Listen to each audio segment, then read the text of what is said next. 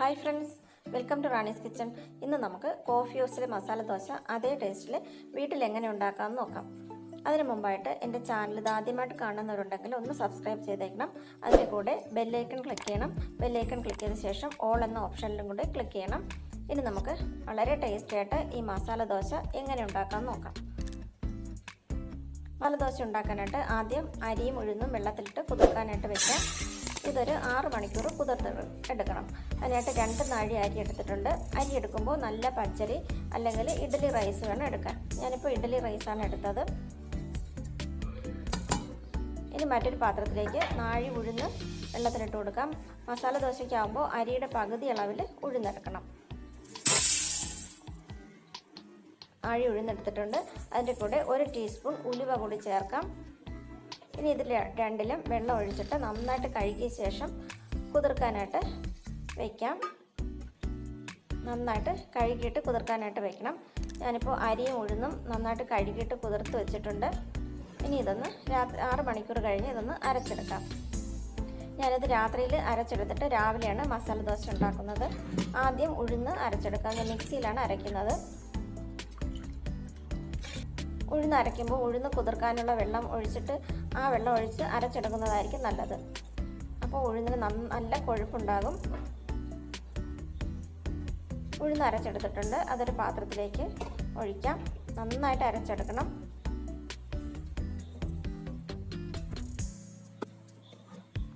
ഇനി അരി അരയ്ക്കാം. അരി അരയ്ക്കുമ്പോഴും ഉഴുന്ന് കുതിർത്ത വെള്ളം ഉണ്ടെങ്കിൽ അതായിരിക്കും നല്ലത്. അതൊഴിച്ച് അരച്ചെടുക്കുന്നതായിരിക്കും നല്ലത്. അരിയും നന്നായിട്ട് അരച്ചെടുക്കണം. അരി ഉഴുന്നും മാത്രമേ അരയ്ക്കുന്നുള്ളൂ. ഞാനിതിൽ ചോറൊന്നും ചേർക്കുന്നില്ല. മസാല ദോശയ്ക്ക് അരയ്ക്കുമ്പോൾ അരിയും ഉഴുന്നും മാത്രം അരച്ചെടുത്താൽ മതി. അങ്ങനെ ആകുമ്പോഴാണ് ദോശ നല്ല ക്രിസ്പി ആയിട്ടിരിക്കുന്നത്. അതിലേക്ക് ആവശ്യത്തിനുള്ള ഉപ്പ് ചേർത്തിട്ട് നന്നായിട്ട് കൈ വെച്ചിട്ട് മിക്സ് ചെയ്ത് വയ്ക്കാം. ദോശയ്ക്കും ഇഡ്ഡലിക്കും അല്ല അപ്പത്തിനായാലും അരി ആട്ട ശേഷം കൈ വെച്ചിട്ട് മിക്സ് ചെയ്ത് ഇളക്കി വയ്ക്കുന്നതാണ് നല്ലത്. തവി വെച്ചിട്ട് ഇളക്കുന്നതിനെക്കാട്ടും നമ്മുടെ കൈ വെച്ചിട്ട് ഇളക്കിയെടുക്കുന്നതാണ് നല്ലത്. നന്നായിട്ട് കൈ വെച്ചിട്ട് ഇളക്കി വെച്ചിട്ടുണ്ട്. അതിനുശേഷം അടച്ച് വയ്ക്കാം. രാവിലെ മസാല ദോശ ഉണ്ടാക്കാം. രാവിലെ ഞാൻ മസാല ദോശ ഉണ്ടാക്കാനായിട്ടുള്ള ഉരുളക്കിഴങ്ങ് കുക്കറിലേക്ക് ഇട്ടിട്ടുണ്ട്. ഉരുളക്കിഴങ്ങ് നന്നായിട്ട് കഴുകിയ ശേഷം വേവിക്കാനായിട്ട് വയ്ക്കാം. ഉരുളക്കിഴങ്ങ് വേവിക്കുമ്പോൾ ഇതുപോലെ കത്തി വെച്ചിട്ട് ഇതുപോലെ ഒന്ന് മുറിച്ച ശേഷം ചെറുതായിട്ടൊന്ന് മുറിച്ച ശേഷം വേവിക്കുകയാണെങ്കിൽ വെന്ത ശേഷം അതിൻ്റെ തൊലി മാറ്റാനായിട്ട് നല്ല എളുപ്പമായിരിക്കും. എല്ലാ ഉരുളക്കിഴങ്ങും ഇതുപോലെ കട്ട് ചെയ്ത ശേഷം വേവിക്കാം. കുക്കറിലിട്ട് അടച്ച് വെച്ച് 1 വിസിൽ കേട്ട ശേഷം ഫ്ലെയിം കുറച്ച് വെച്ച് 4 വിസിൽ വരെ കേൾക്കണം. അത്ര സമയം ഉണ്ടെങ്കിലേ ഉരുളക്കിഴങ്ങ് നന്നായിട്ട് വെന്തിട്ടുള്ളൂ.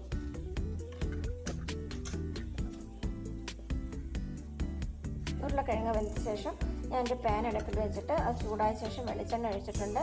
അതിലേക്ക് കടുകിട്ട് പൊട്ടിക്കാം.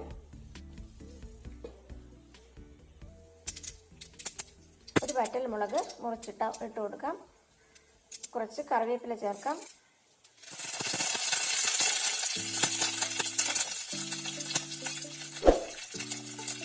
ഇനി ഇതിലേക്ക് ഇഞ്ചി അരിഞ്ഞത്, ഒരു വലിയ ടേബിൾ സ്പൂൺ ഇഞ്ചി അരിഞ്ഞത് ഇട്ട് കൊടുക്കാം.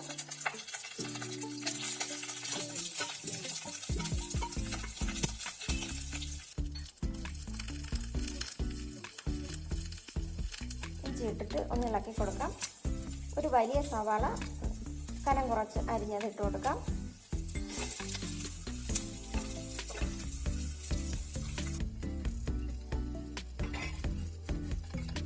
സവാള ഇട്ട് ഒന്ന് ഇളക്കി കൊടുക്കണം.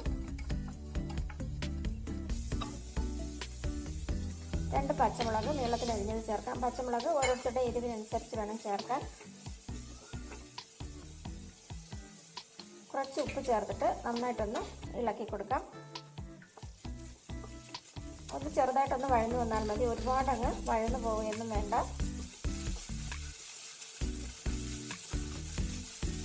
ഒന്ന് വഴന്നു വന്നിട്ടുണ്ട്. ഇനി ഇതിൽ ചേർക്കാനായിട്ട് ഞാൻ ഒരു ക്യാരറ്റും കുറച്ച് ചെറിയ പീസ് ബീറ്റ്റൂട്ടും ഗ്രേറ്റ് ചെയ്ത് വെച്ചിട്ടുണ്ട്. അരിഞ്ഞെടുത്താലും മതി. ഞാനിപ്പോൾ പെട്ടെന്ന് വെന്ത് കിട്ടാനായിട്ട് ഗ്രേറ്റ് ചെയ്തെടുത്തതാണ്. ക്യാരറ്റും ബീറ്റ്റൂട്ടും കൂടെ ഇട്ട് കൊടുക്കാം.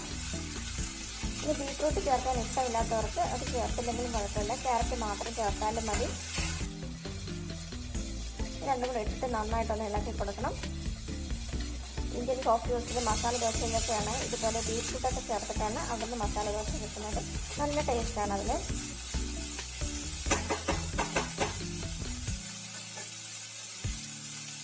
നന്നായിട്ട് ഇളക്കിയിട്ട് അടച്ച് വെച്ച് 5 മിനിറ്റ് വേവിക്കാം. ഫ്ലെയിം കുറച്ച് വെച്ച് വേവിച്ചാൽ മതി. 5 മിനിറ്റ് കഴിഞ്ഞ് തുറന്ന് നോക്കിയിട്ട് ഇളക്കി കൊടുക്കാം.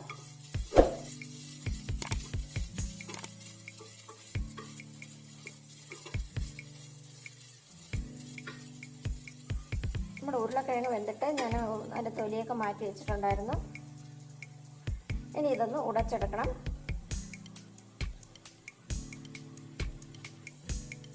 ഞാനിത് ചെറുതായിട്ടൊന്ന് ഉടച്ചെടുത്തിട്ടുണ്ട്. അത് ഇതിലേക്ക് ഇട്ട് കൊടുക്കാം. അതിലിട്ട ശേഷം ബാക്കി കൂടെ ഉടച്ചെടുക്കണം.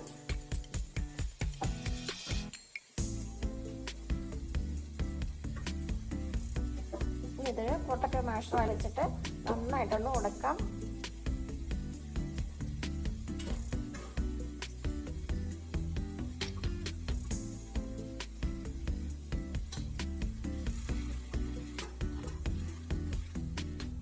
ചെറിയ പീസസ് പൊട്ടറ്റോയുടെ ചെറിയ പീസ് കിടന്നാലും കുഴപ്പമില്ല.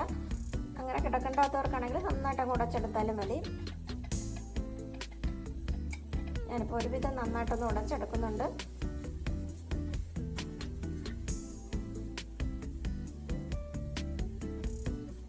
ഉരുളക്കിഴങ്ങ് നന്നായിട്ട് ഉടച്ചെടുത്തിട്ടുണ്ട്. ഇനി ഇതെല്ലാം കൂടെ നന്നായിട്ടൊന്നുകൊണ്ടൊന്ന് മിക്സ് ചെയ്തെടുക്കണം.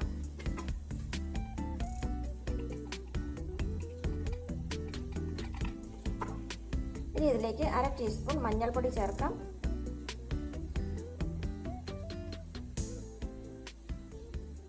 1/2 ടീസ്പൂൺ കറിമസാലപ്പൊടി ചേർക്കാം. കറിമസാലപ്പൊടി ഓരോരുത്തരുടെയും ടേസ്റ്റിനനുസരിച്ച് വേണം ചേർക്കാൻ. ഒരുപാട് കറിമസാലയുടെ ടേസ്റ്റ് ഇഷ്ടമില്ലെങ്കിൽ ചേർത്താലും മതി. കറിമസാലപ്പൊടി കൂടെ ചേർത്തിട്ട് നന്നായിട്ടൊന്ന് മിക്സ് ചെയ്തെടുക്കാം. കുറച്ച് ആവശ്യത്തിന് ഉപ്പ് ചേർക്കണം. നമ്മൾ ആദ്യം സവാളയുടെ മാത്രമേ ഉപ്പ് ചേർത്തിട്ടുള്ളൂ. അതുകൊണ്ട് ആവശ്യത്തിനുള്ള ഉപ്പും കൂടെ ചേർത്തിട്ട് നന്നായിട്ട് ഇളക്കിയെടുക്കാം.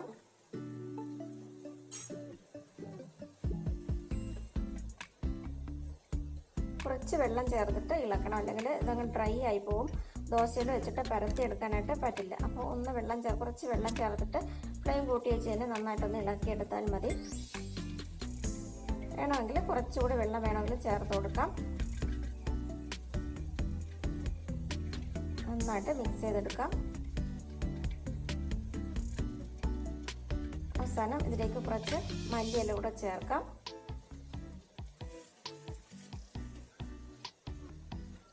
മല്ലിയില ഇട്ടിട്ട് ഒന്നുകൂടെ ഒന്ന് നന്നായിട്ടൊന്ന് മിക്സ് ചെയ്തെടുക്കാം.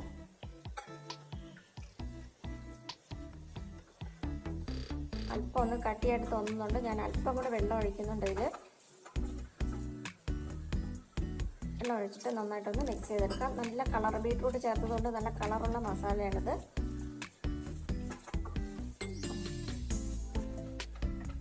നല്ല ടേസ്റ്റി ആയിട്ടുള്ള മസാലയാണ്.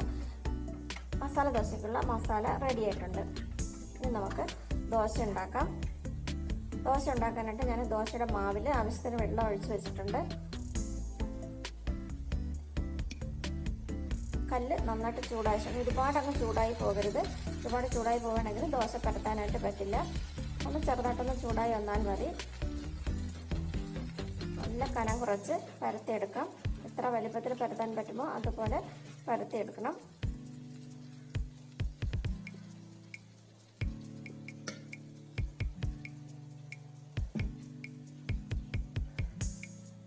കുറച്ച് നെയ്യോ ഓയിലോ വേണമെങ്കിൽ ചേർത്ത് കൊടുക്കാം. ഇനി ഇത് രണ്ടും ചേർത്തില്ലെങ്കിലും കുഴപ്പമൊന്നുമില്ല. കുട്ടികൾക്കൊക്കെ കൊടുക്കുമ്പോൾ നെയ്യൊക്കെ ചേർത്ത് കൊടുത്താൽ നല്ലതായിരിക്കും. സൈഡിലൊക്കെ ഒന്ന് നെയ്യ് ചേർത്ത് തേച്ച് കൊടുക്കാം. ഓയിലായാലും കുഴപ്പമില്ല. ഇനി അതിൻ്റെ മധ്യഭാഗത്തായിട്ട് മസാല വെച്ച് കൊടുക്കാം. ദോശ മറിച്ചിടുക എന്നും വേണ്ട. കനം കുറച്ച് പരത്തിയത് കൊണ്ട് നന്നായിട്ട് വെന്ത് കിട്ടും.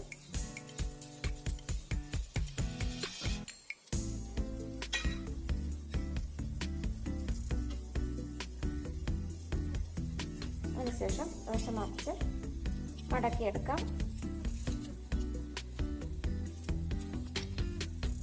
അപ്പോൾ നമ്മുടെ വളരെ ടേസ്റ്റി ആയിട്ടുള്ള മസാല ദോശ റെഡി ആയിട്ടുണ്ട്. തേങ്ങ അരച്ച് നല്ല കട്ടി ചമ്മന്തി കൂടെ കഴിക്കാനായിട്ട് നല്ല ടേസ്റ്റാണ്. അല്ലെങ്കിൽ തക്കാളി ചട്നി ഇതിൻ്റെ കൂടെ ആയാലും നല്ല ടേസ്റ്റാണ്.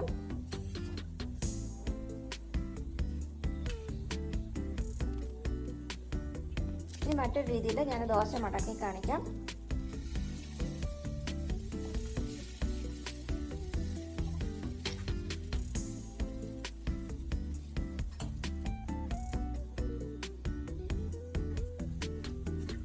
ഈ രീതിയിൽ ഉണ്ടാക്കുമ്പോൾ മസാല മധ്യഭാഗത്തായിട്ട്, ദോശയുടെ മധ്യഭാഗത്തായിട്ട് വെക്കണം.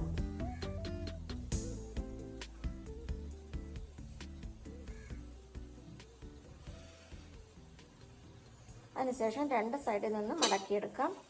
ഇതായിരിക്കും കൂടുതൽ എളുപ്പം, മടക്കിയെടുക്കാനായിട്ട് നല്ല എളുപ്പം ഇതായിരിക്കും.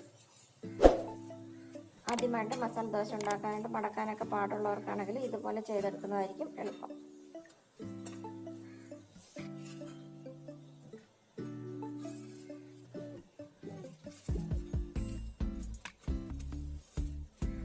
രണ്ടാമത്തെ രീതിയിൽ ദോശ റെഡി ആയിട്ടുണ്ട്. ഈ വീഡിയോ ഇഷ്ടമായെങ്കിൽ ലൈക്ക് ചെയ്യാനും ഷെയർ ചെയ്യാനും മറക്കരുത്. പിന്നെ സബ്സ്ക്രൈബ് ചെയ്യണം. ഫീഡ്ബാക്കൊക്കെ അറിയിക്കണം. Thanks for watching.